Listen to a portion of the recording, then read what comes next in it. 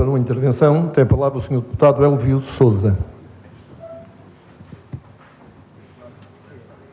Sr. Presidente da Assembleia Legislativa, Sr. Membros do Governo e Deputados, Srs. Funcionários da Assembleia, cidadãos em geral e Comunicação Social. Terei a oportunidade, em nome desta bancada, que tem sido a bancada mais ouvinte do que propriamente falante, no sentido de fazer uma abordagem em jeito de intervenção, em súmula, daquilo que o Governo tem, de facto, aqui transmitido. E, portanto, nesta base, é importante referir que a apreciação do Programa de Governo da Região Autónoma da Madeira para o quadriênio que aí vem em frente representa uma tarefa fundamental na avaliação dos projetos e das intenções do futuro da Madeira e do Porto Santo. E tenhamos presente o seguinte: consequentemente, essa linha de atuação proposta terá um impacto considerável na vida insular, nomeadamente nas famílias com problemas de sobreendividamento, nos lares em situação de desemprego, nos cidadãos que diariamente têm carências alimentares e nas empresas que se confrontam com o mais alto regime fiscal de que há memória. Avaliar, discutir e apreciar este programa pressupõe uma metodologia que, em nossa perspectiva, passará pela análise dos pontos fortes, dos pontos fracos e das questões. Mas, numa primeira análise, estamos perante um programa de intenções, de considerável número de objetivos estratégicos, mas de escassos conteúdos operacionais. E, como é óbvio, para uma correta e efetiva apreciação do presente programa, dependerá, como já aqui foi dito, da questão orçamental e do plano de investimentos. Globalmente, e passando já adiante, trata-se de um programa deliberadamente mais teórico, compreensível, porque não concretiza soluções, obcecado pelo plano de assistência financeira e económica e omisso nos custos. Também não gostaria de deixar de mencionar, como nota prévia, que se constata que o Governo Regional engloba, assimila algumas propostas dos partidos da oposição decorrentes da campanha eleitoral, sem nota de citação, como, por exemplo, a vanguarda dos produtos tradicionais, a classificação das levadas e os 600 anos de povoamento. Como diria Eduardo Lourenço, todos nós acabamos por ser o discurso dos outros. Mas entrando diretamente em 4 sectores fundamentais: economia e finanças, Porto Santo, emprego e inclusão social e a reforma do sistema político, gostava de terminar a intervenção, indo ao encontro também das questões muito prementes da comunicação social. A situação atual assenta na sustentabilidade económica e financeira das contas públicas, com uma dívida de quase 7 mil milhões de euros e com um pagamento de um empréstimo de 400 milhões de euros anuais, metade das receitas fiscais da Região Autónoma da Madeira. O Governo PSD criou uma situação em que a região gasta mais do que recebe. Somos, atualmente, a nação, ou a parte da nação portuguesa, que, apesar da conquista autonómica, mais impostos desembolsa. A extensa maioria das parcerias público-privadas do setor empresarial da região fora sustentada em lógicas erradas e irresponsáveis. Consequentemente, a dívida pública disparou e, incrivelmente, foi deliberadamente ocultada em conluio entre técnicos e políticos. Resultado final: aumento de impostos, mais pobreza, mais dificuldades, mais desemprego. Segundo sector, Porto Santo, duplamente afetado pela insularidade, esta ilha deve merecer, e como é óbvio também, como ponto forte do programa de governo, uma atenção dos órgãos de governo próprio da região. Ligações aéreas deficientes, um transporte marítimo caro, um aumento do custo de vida considerável, uma taxa de desempregados, uma parte substancial sem apoios sociais, famílias em risco de pobreza. Impõem-se, em síntese, medidas tendentes a um plano de emergência social já defendido na campanha e nesta Casa e em Comissão por diversas forças políticas, entre as quais do Movimento Juntos pelo Povo. Paralelamente, o Governo Regional tem sido permissivo à anulação da mobilidade interilhas e, consequentemente, à economia local. Estou a falar concretamente da manutenção do cartão de residente.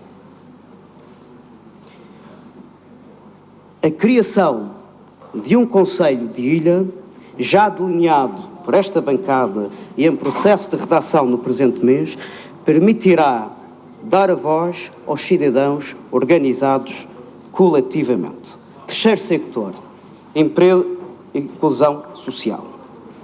Na parte final do programa do Governo Regional PSD, imputa única e exclusivamente à crise económica europeia ou nacional a situação da conjuntura social com o aumento exponencial dos níveis de desemprego, especialmente o jovem, e as dificuldades das famílias.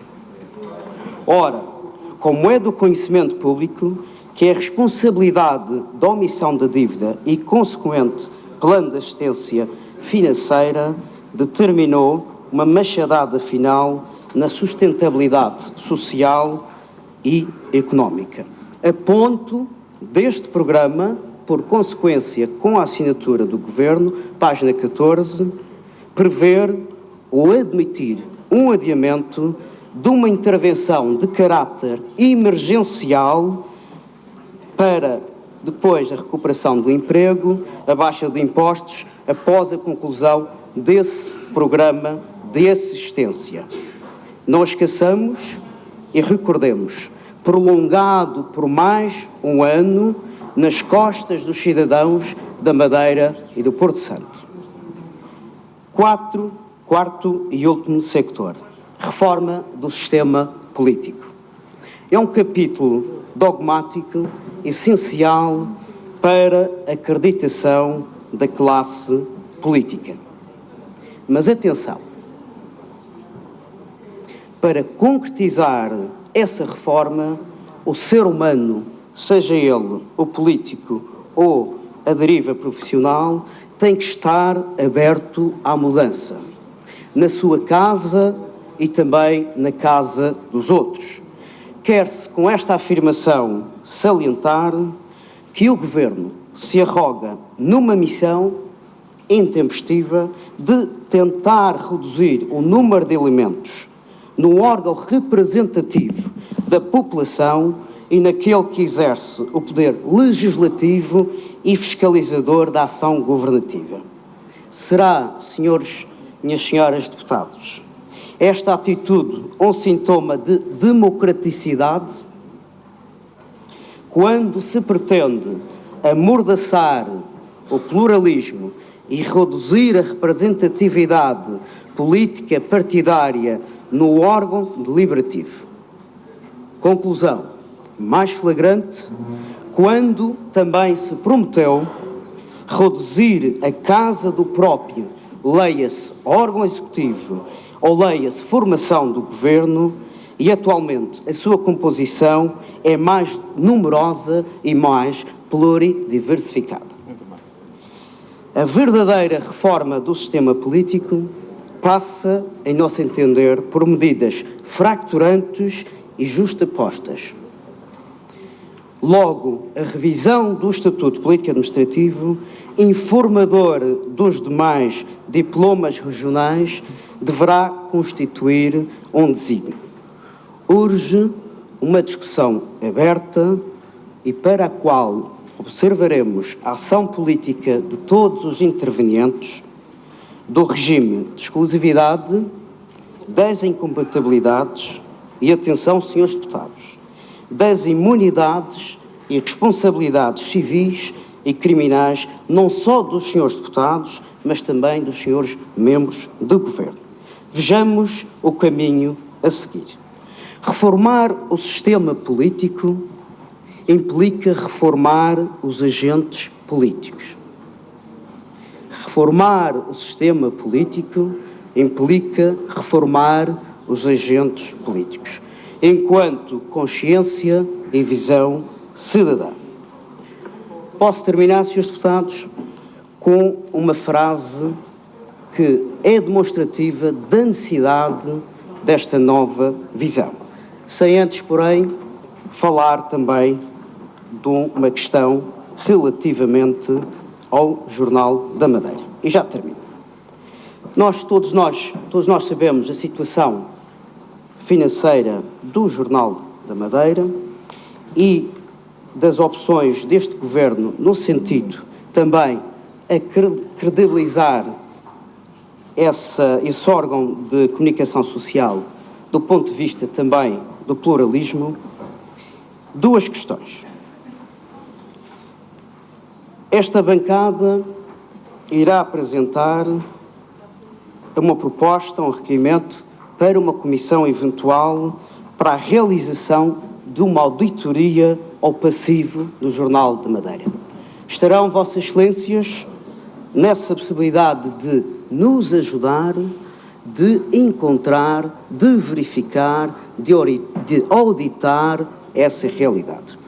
E, mais recentemente, foi requerida ao Sr. Secretário informação determinante para, não obstante essa comissão, nos munirmos de informação substancialmente importante para apurar responsabilidades, como até aqui já foi observado.